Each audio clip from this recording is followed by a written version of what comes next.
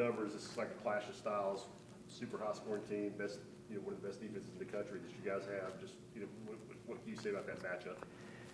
I think it's going to be hard because they really do a great job of putting the ball inside. There is no doubt when you watch them play, they're a heavy inside-out team. Certainly have shooters that surround that, but they do as good a job as anybody. From the time they get the ball, they're looking at that basket, and they've got post guys that are running to get it and get it early. If not, they get into their ball screen actions, I think, and they move you to get to it. And they do a great job of getting to the rim, throwing it up, and going to get it. But Tommy's done a terrific job in a short time there, and they play hard, always competitive, and he's got them doing exactly what he wants them to do. Are they a really good passing team? They are. I mean, they're sound fundamentally. I mean, yeah. You look at them; they do a lot of great things, and but to be a high-scoring team, you can't turn it over very much. And the way they attack, they run really well. I go back and when I look back on last year's game, we were up, and early they missed some shots, and we made some good shots. But the second half, they just came rolling back and did it with speed. Just really coming at us really hard, and so this is a great arena, great atmosphere, and it's been a long time since I've been there, but have a lot of respect for their fan base, and certainly the job he's done since he's been there. You said, I guess after your last game, that playing Tennessee is like being in a fist fight. Why do you think you guys are like playing you guys like being in a fist fight? Well, I do think our guys play hard. I think they know they have to. I think that they understand that we've talked about it and a lot what we want to do, the identity being a defensive team, and hopefully we can get our offense going the way I think we're capable of doing it. But we've got a group of guys that have bought into each other and trying to be the best defensive team, best rebounding team we can be. And if you do that, we truly believe that it's going to give us a chance to be in most games, win most games. But there's nights when you run up against people that you can guard them, but they still make some shots, and that's Arizona's certainly capable of doing that. Do you expect Jonas and Josiah back, and is Santi still good to go after that hit to the shoulder? Yeah, I think Santi and Jonas is back for certain. I haven't got a report today on Josiah yet. Is this one of the more physical basketball teams that you've had in your time as a coach? Probably it was depth, yeah. And if we can get everybody, certainly Tobey brings us a level of physicality that we haven't had probably since Grant left, in terms of just the way he's built and the way he throws things around. But with Olivier and Uros being older seniors, they're both certainly Olivier and Uros are physical, and Jonas, his length bothers people in a different way, where those guys can do it maybe with more physicality. Jonas's length is an issue for teams, and but those four guys give us the kind of front line that we need, and but on the outside, Zakai, Santi, Jemai, Julian's learning how to do it. Tyreek's getting it there, and certainly when Josiah's there, all those guys play physical, and we worked hard at trying to do it without fouling, to keep our hands back and try to do it with their chest and feet. But we can get better, and I think our guys understand that. Rick, you've had several players that have missed games, yet your defense has still been really outstanding. What does that say about your team?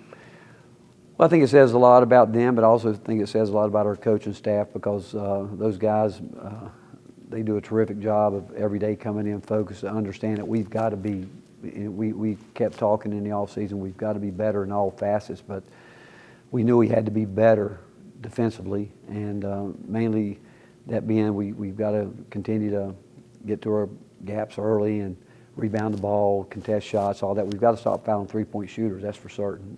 The fact is we want to challenge every shot, but we can't continue to, we're getting too close on our runoffs on those personnel players. But again, I think these guys have taken pride in wanting to be a good defensive team. Other than fouling three-point shooters, what's made your three-point defense good?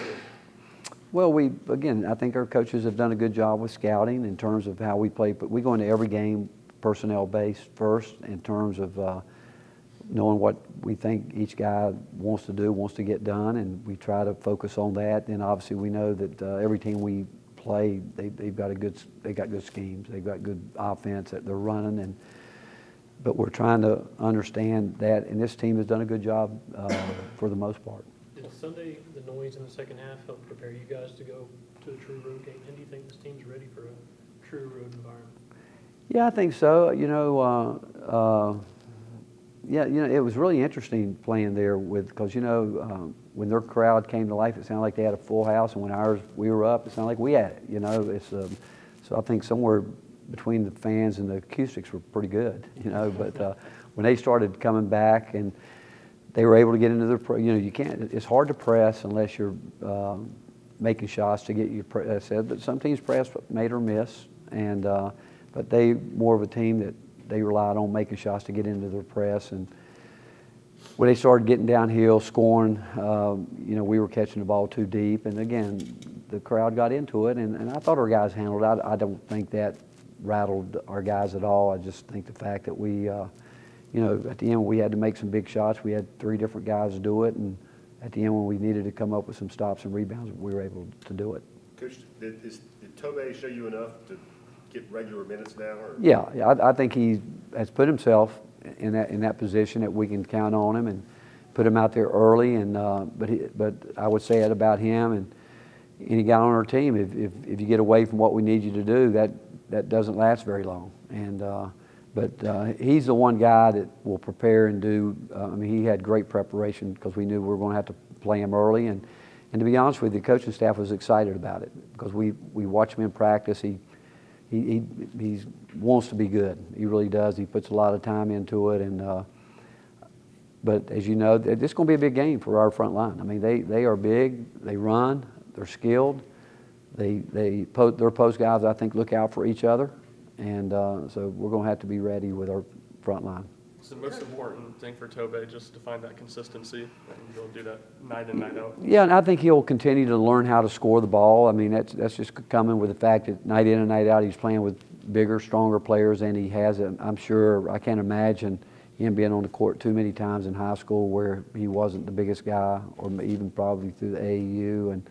But even the other day, he did a great job of going against guys that are just like him and getting rebounds, chasing them down. But it's going to be fun watching him develop because I do think he's going to develop into a good offensive player. How has Jamal Meshach's game grown since last year? It has, and again, as he continues to grow, what he can't do is revert back to bad habits. Because I think he's a really good player. I think he's just getting started to how good he can be, and he can't get away from the things that he does well, and get himself. He's gotten himself in the last game. He got himself in trouble offensively, taking some shots that were ill-advised, and we need him to step up and make free throws. And he's a good shooter. He can shoot the ball. He goes so hard, and people wonder why it's hard to make free throws when you go as hard as he goes. And I would say that for a couple of guys on our team. And all at once you go from going all out, physical, and all at once you're standing on the line.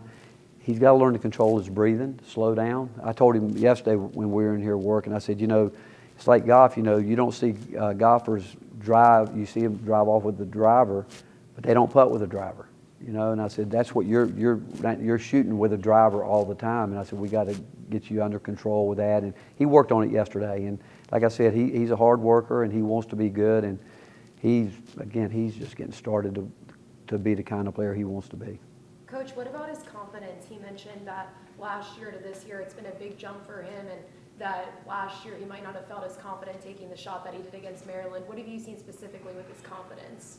Well, I told him after the game in the locker room in front of the guys that all that work he put in the summer was worth it for that shot alone. That was the shot of the game against Maryland. And but when you put time in, and you should have confidence because and Lord knows he's put in a lot of time. He has put in a lot of time and totally reconstructed his shot.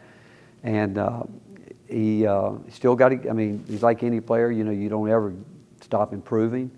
But he should be confident with that. And like through the preseason, he was shooting the ball well. And like any shooter, you can miss some shots, certainly, but the fact is, if you, the game kind of gives back what you put in. If you put a lot into it, it's good to you. If you don't, it's not very good to you, and the game should be good to him because he's put a lot of time into it.